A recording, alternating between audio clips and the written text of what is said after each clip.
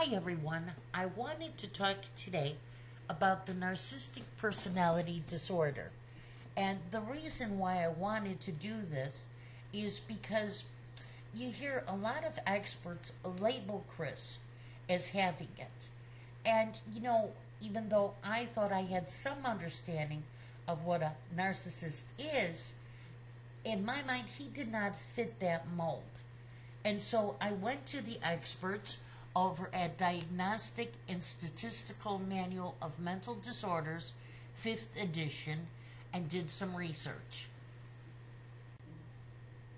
DSM-5 defines narcissistic personality disorder as comprising a pervasive pattern of grandiosity in fantasy or behavior, a constant need for admiration, and a lack of empathy. And this begins in early adulthood and lasts pretty much all your life. To be diagnosed with narcissistic personality disorder, an individual has to exhibit 5 of the following criteria. Number 1, have a grandiose sense of self-importance. For example, they exaggerate their achievements and they expect to be recognized as superior. 2, is preoccupied with fantasies of unlimited success, power, brilliance, beauty, or ideal love. 3, the person should believe that they are special and unique and can only be understood by others that are as special or as unique as they are.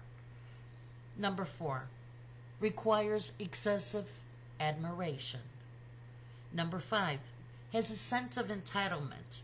For example, they might have unreasonable expectations of favorable treatment or automatic compliance with their expectations. 6, they take advantage of others to achieve their goals. 7, they lack empathy, or they're unwilling to recognize or identify with other people's feelings. 8, they're often envious of others, and they truly believe that other people are envious of them. 9, they're arrogant in both their behavior and their attitudes.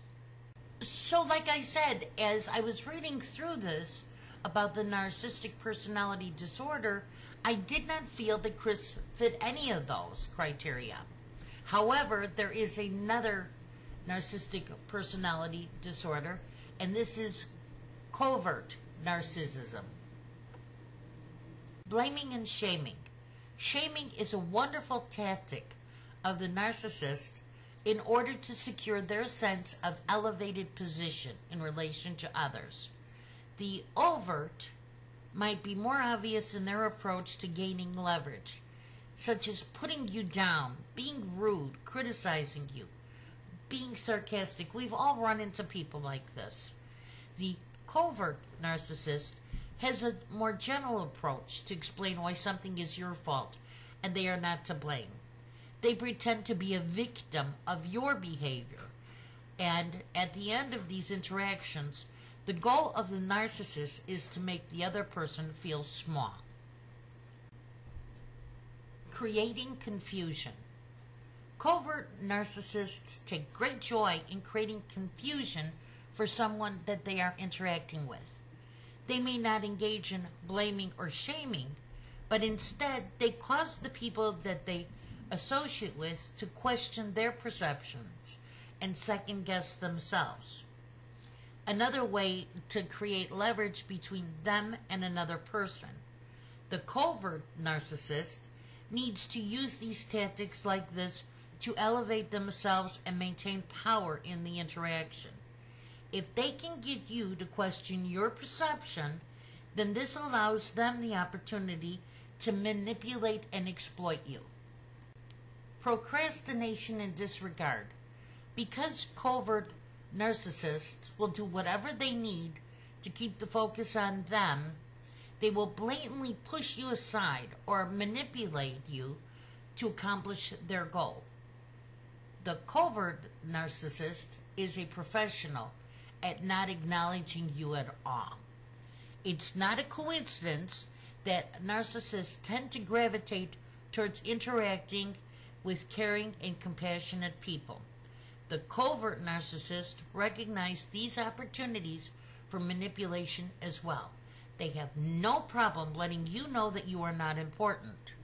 But instead of telling you that you're not important, like the covert narcissist will, they might stand you up on a date or wait till the last minute to respond to your texts or emails, always show up for events with you, or never make confirmed plans with you at all. They have no regard for your time or interests, and this makes you feeling small, unimportant, and irrelevant. Both overt and covert narcissists are terrible at building and nurturing emotional bonds. How could they? They're too busy focusing all of their energy on themselves. The covert narcissist is no different than the overt narcissist. Oh, sure, they might appear kinder and less obnoxious, but they are not emotionally accessible, or are they responsive. You won't find many compliments coming from their way either. They are always focused on staying elevated to maintain their sense of self-importance.